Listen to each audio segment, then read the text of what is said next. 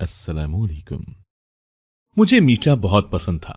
यूं ही रोज मेरे शौहर नंद और सास से छुपाकर मेरे लिए बालूशाही मिठाई लाते। जब मैं दिन भर घर के सारे काम करके थक जाती तो रात को शौहर मुझे वो मिठाई खिलाते और कहते, ये मिठाई बहुत महंगी है, सिर्फ तुम्हारे लिए लाता हूं।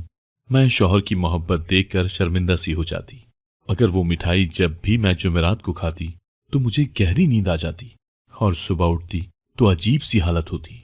यूं ही एक जुमेरात मिठाई खाने का ड्रामा किया और नाटक करके जूं ही लेटी तो मेरी शादी को चंद ही माह हुए हैं। पहले मेरे साथ मेरे शौहर मुझ पर इतनी तवज्जो नहीं देते थे, मेरी कोई बात भी नहीं सुनते। मुझे बहुत बुरा लगता। एक दिन मैं काम करती हुई अचानक बेहोश हो गई। जब मुझे होश आया तो मुझे अजीब सी बेचैनी होने लगी, पर इसके साथ ही मेरे शौहर का रवैया मेरे साथ एकदम से बदल गया। एक दिन मैंने अपने शौहर को बताया कि मुझे मीठा बहुत पसंद है, पर आपके घर में तो मीठा ही कभी कभी बनता है। मैंने ये बात ही की थी कि अगले दिन ही जब रात के वक्त मैं थकी हारी कमरे में आई तो मेरे शौहर ने मेरे सामने एक शॉपर रखा। मेरे पूछने पर उन्होंने बताया, तुम्हारे लिए बालूशाही मिठाई लाया हूं। अपने शौहर की बात सुनकर मैं हैरान हो गई। हाथ से पहले तो कभी मेरे लिए कुछ भी नहीं लाए थे, ये अचानक से बालूशाही मिठाई क्यों लाए हैं। मैं हैरान परेशान थी कि वो अचानक कैसे इतना बदल गए, वो भी अपनी माँ और बहन से छुपकर, जिनकी मर्जी के बिना इस घर का पत्ता भी ना हिले, और मेरे शौहर उनकी मर्जी के बिना सांस भी ना लेते। वो कैसे मेरे लिए उनसे छुपकर मिठाई ले आए हैं।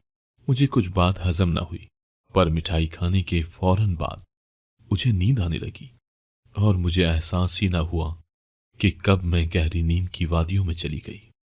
सुबह जब मेरी आंख खुली तो मेरा सर चकराने लगा। मेरी अजीब सी हालत हो गई। मुझे यूं लगा जैसे मैं अभी गिर जाऊंगी, पर मैं उठी और थोड़ा फ्रेश हुई। जैसे ही किचन में आई मुझे सांस ने घूरी से नवाजा, जैसे न जाने मैं क्या करके आई हूं। इतनी देर से क्यों उठकर आई हो। मेरी सास ने आज पहली दफा मुझसे ऐसा सवाल किया कि मैं देर से क्यों उठी। मुझे लगा उन्हें मिठाई वाली बात पता चल गई है, पर जैसे ही वो मुझे बातें सुनाने लग गईं, मुझे कुछ और ही महसूस हुआ। मैंने अपने शौहर हस्साम के बारे में पूछा कि वो चले गए हैं। तो और क्या, तुम्हारे इंतजार में बैठा रहता। मेरी बेगम नहीं उठी तो मैं बैठा रहता हूं। मैं अपनी सास की बातें सुनकर मैं अपना नाश्ता बनाने लग गई थी। मेरी सास मुझे अजीब सी नजरों से देख रही थी, जैसे मुझ में उन्हें आज कुछ और ही नजर आ रहा हो। एक बार तो वो मेरी हालत देखकर मुस्कुराने लगी। मुझे अभी भी अपनी तबीयत मामूल से हटके लग रही थी। अब तो मुझे यकीन हो गया था कि हस्साम मुझसे नाराज हो गए होंगे। मेरा सारा दिन परेशानी में गुजर गया। रात को जब मैंने किचन के सारे काम खत्म कर लिए तो मेरी सास ने मुझे अपने कमरे में बुलाया और मुझसे अजीब अजीब सवाल करने लगी। मैंने तालीम कहाँ से हासिल की है, किधर किधर जाती थी, मुझे खाने में क्या अच्छा लगता है।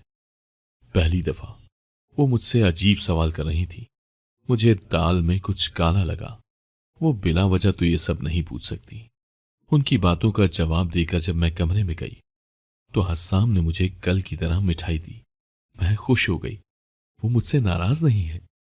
मैं मजे से मिठाई खाने लगी और वो मुझे अजीब सी नजरों से देख रहे थे। मैं सोचने लगी कि ये सारे ऐसे मुझे क्यों देख रहे हैं।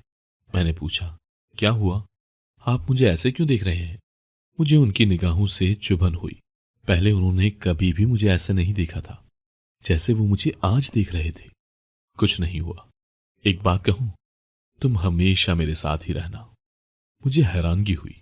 वो अजीब अजीब बातें करने लगे और मुझे उन बातों पर गुस्सा भी आता और अजीब भी लगती। वो बदलने लगे थे और हस्साम का ये बदलाव मुझे डराने लगा था। न जाने वो मुझसे क्या चाहते थे।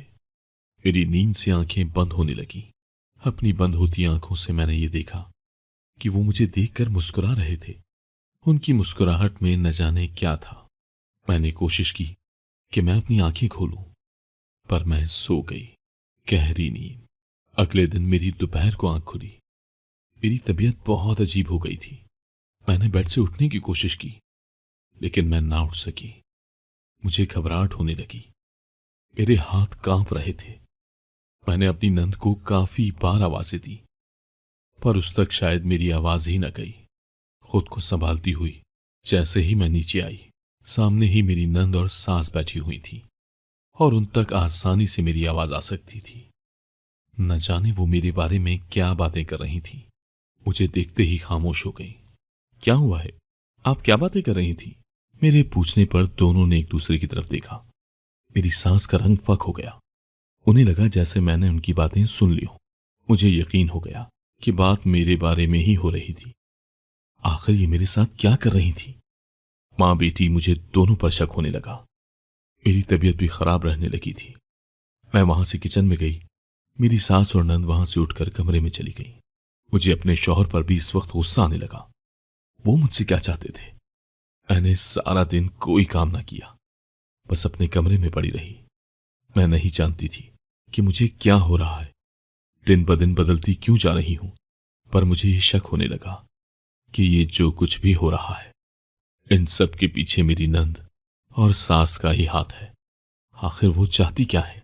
रोजाना का मामूल बन गया था। मेरे शौहर मेरे लिए इतनी महंगी मिठाई लाते। मुझे इसकी अजीब सी आदत हो गई। सारा दिन मुझे रात का इंतजार रहता और मुझे सुकून सा मिलता जब मैं वो खाती, पर सुबह के वक्त ही मेरी आंख खुलती। जब से मैंने मिठाई खानी शुरू की थी, मेरी कभी रात के वक्त भूल के भी आंख नहीं खुलती थी। और अब मुझे ये बात परेशान करने लगी थी। मैं रात को लाउंज में बैठी हुई थी। हसाम आ जाते ही अपनी मां के कमरे में चले गए। मुझे देखा भी नहीं। शायद हसाम को यही लगा कि मैं अपने कमरे में हूं। और जब वो अपनी मां के कमरे में गए तो थोड़ी देर बाद ही मेरी नंद भी उधर पहुंच गई और न जाने कौन सी मीटिंग शुरू हो गई। थोड़ी देर बाद मुझे अपने शौहर के चिल्लाने की आवाज आई।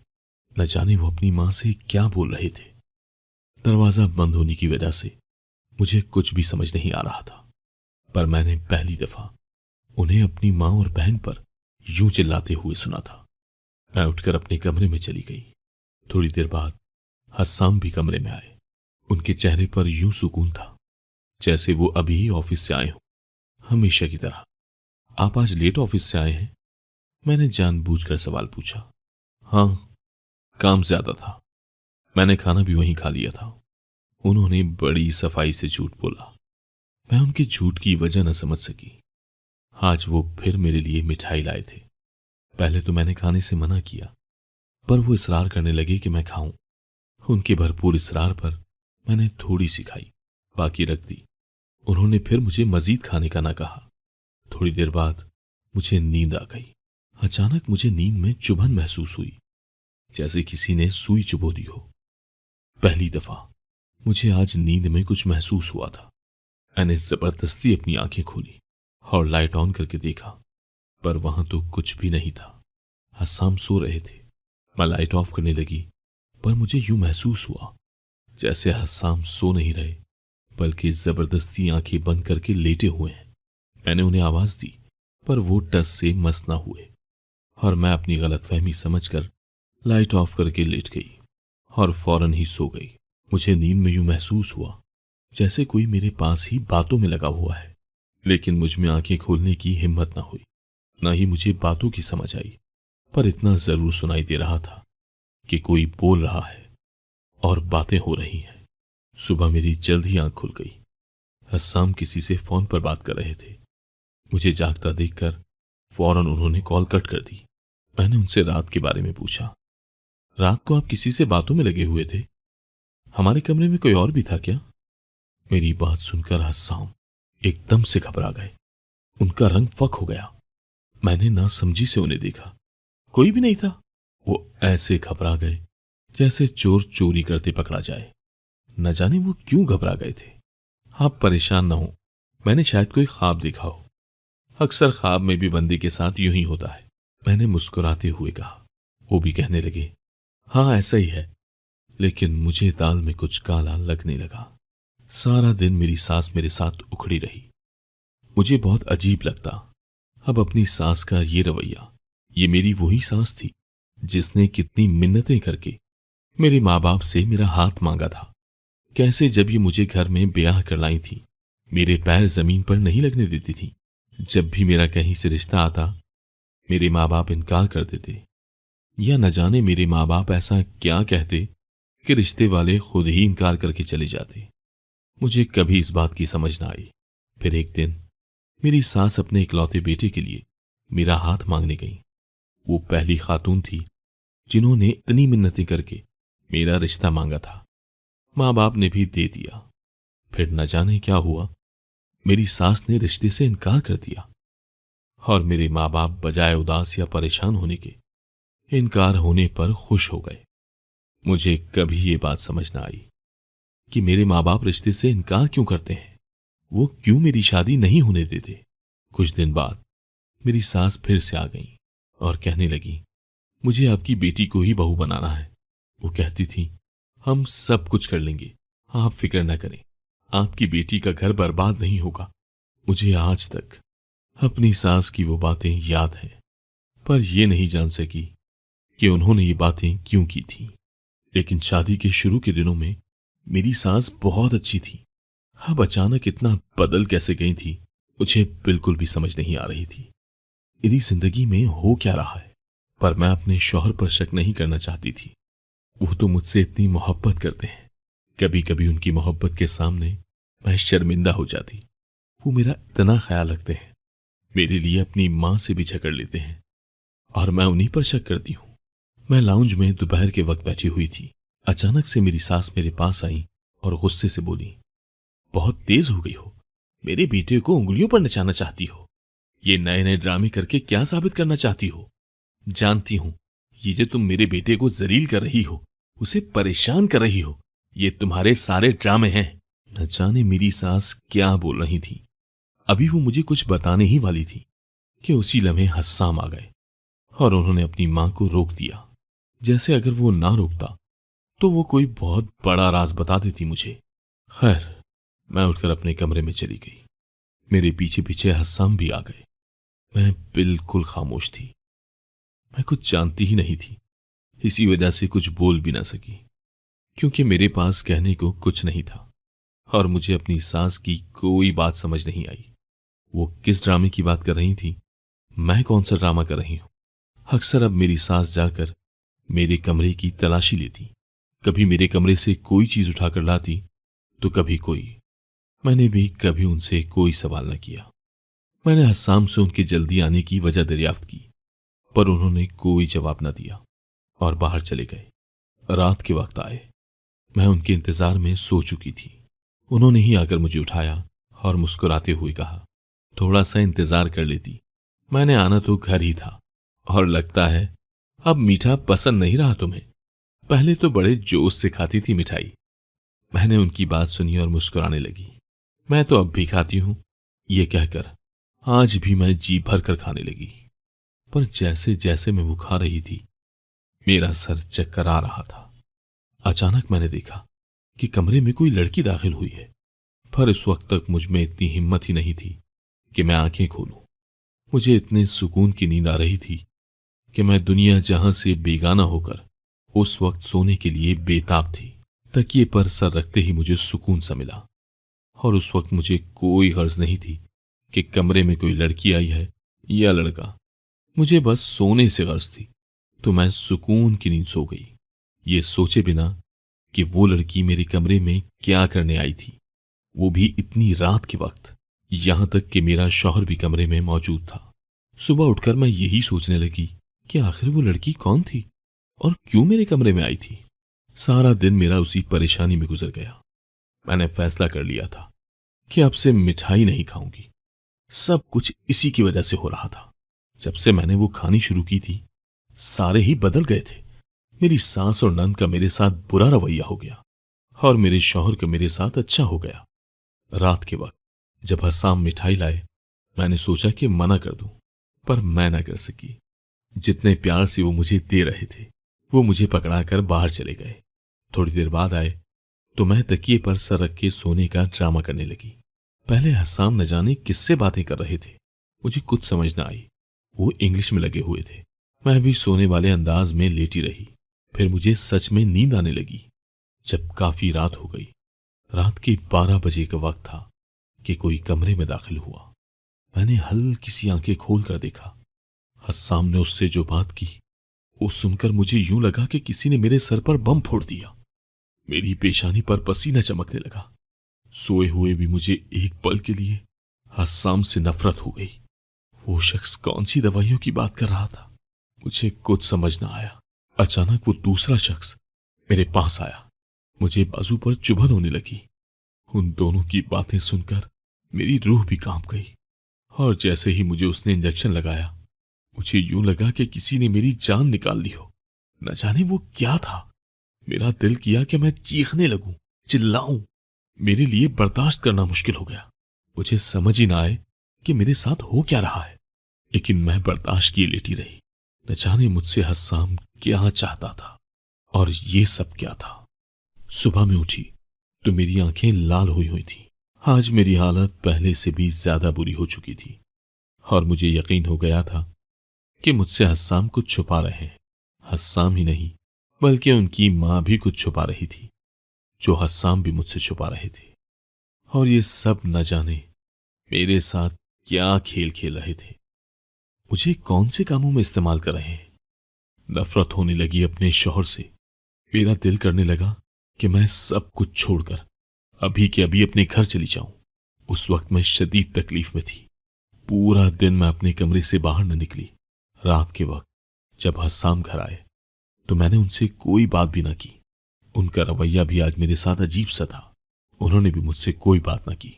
अचानक मेरी नजर हस्साम की बाजू पर गई, जहां पर पट्टी बंधी हुई थी। आज वो मेरे लिए मिठाई भी नहीं लाए थे। मैंने कोशिश की कि पूछूं कि हाथ पर क्या हुआ है, मिठाई क्यों नहीं लाए, पर मुझे कल रात याद आ गई। मेरा दिल किया कि पूछूं वो मुझसे क्या चाहते हैं। 2 मरतबा कोशिश भी की, लेकिन फिर खामोश हो गई कि अगर मैं गलत हुई तो। फिर कल रात जो मैंने देखा वो सब कुछ भी सोचने लगी। हस्साम अचानक क्यों बदल गए थे। कुछ तो इनके दिमाग में भी चल रहा था जो वो मुझे नहीं बता रहे थे। अगर कल रात मैं सब कुछ ना देखती तो न जाने ये मेरे साथ क्या कर देते। इसके बाद काफी दिन हमारे दरमियान कोई खास बात ना हुई, पर मैं अजीब सी होने लगी। मेरी तबीयत हर वक्त खराब रहने लगी। मुझे यूं लगता कि जैसे मेरा सर अभी फट जाएगा। मैं सारा सारा दिन और पूरी पूरी रात बेचैन रहती। मेरा दिल भी घबरा रहा था। हस्साम अब रात को देर से घर आते और अपनी मां के कमरे में चले जाते। जिस दिन हस्साम कमरे में ना आते, मेरी तबीयत खराब होने लगती, जैसे मुझ पर वो लोग कुछ कर रहे हों। आज भी वो काफी रात को कमरे में आए। हस्साम, क्या चाहते हैं आप मुझसे? बात क्यों नहीं करते? मैं आपसे बात करूं तो जवाब नहीं देते। कभी हाल पूछा है मेरा कि सारा दिन तबीयत कितनी खराब रहती है? मैंने आज गुस्से में तंग आकर कह ही दिया था और वो मुझे अजीब सी नजरों से घूरने लगे। मैं उन्हें देखती रही।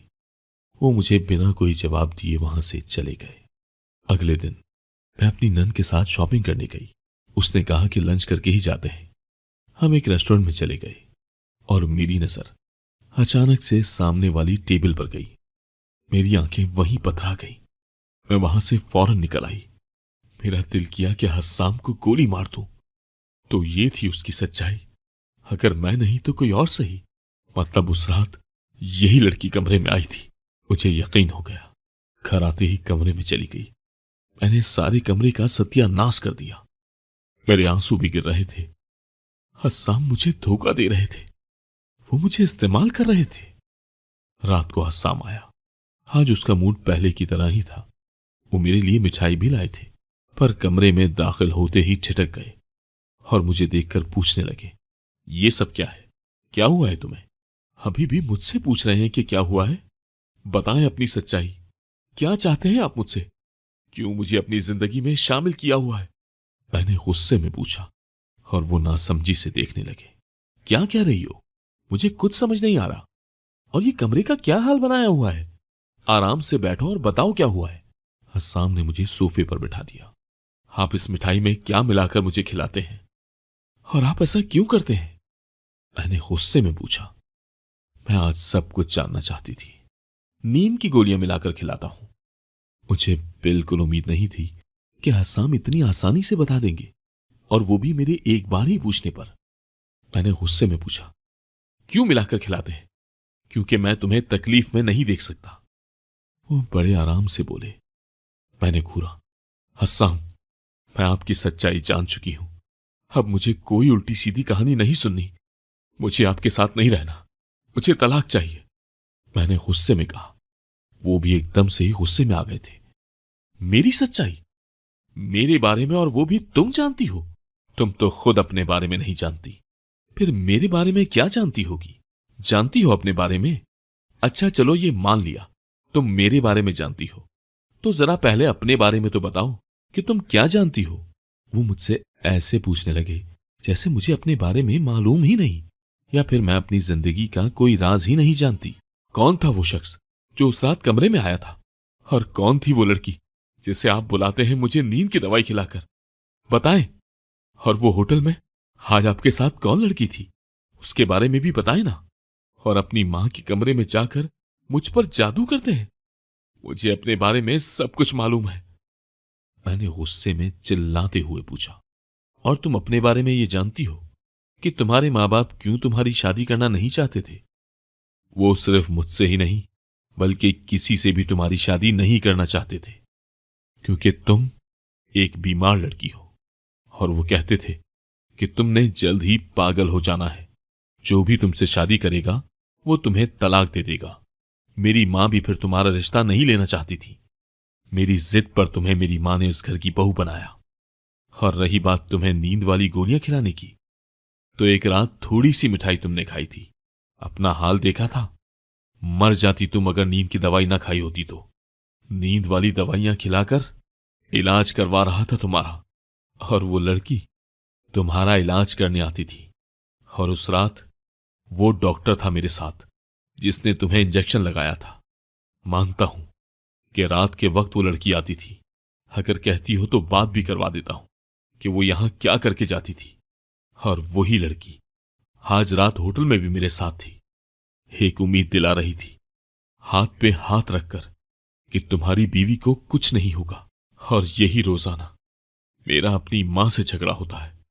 वो कहती है तलाक दे दो इस बीमार बीवी को। क्यों साथ रखा हुआ है?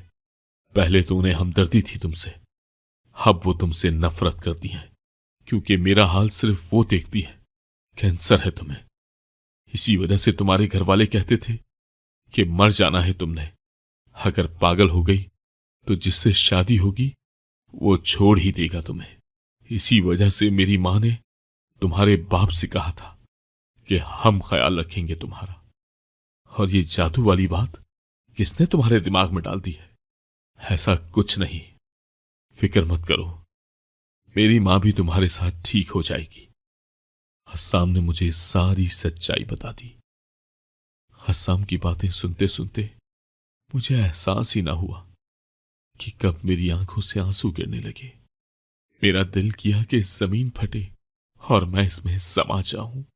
मैं कितना इस शख्स को गलत समझ रही थी, और मेरे लिए वो अपना सब कुछ कुर्बान कर रहा था। मुझे कैंसर था और इसके बावजूद वो शख्स मुझे अपने साथ रखकर बिना मुझे बताए कि मैं परेशान ना हूं मेरा इलाज करवा रहा था। और मैं उसे कितना गलत समझ रही थी। मैंने उससे रोते हुए वादा किया कि आइंदा कभी ऐसा नहीं करूंगी। वो भी मुस्कुरा दिया। जानता हूं अब तुम कभी ऐसा नहीं करोगी और तुम जल्द ही ठीक भी हो जाओगी, हस्साम ने मुझे दिलासा दिया। अगर आपको आज की कहानी पसंद आई है तो वीडियो को जरूर लाइक कीजिएगा और अपने दोस्तों के साथ भी शेयर कीजिएगा।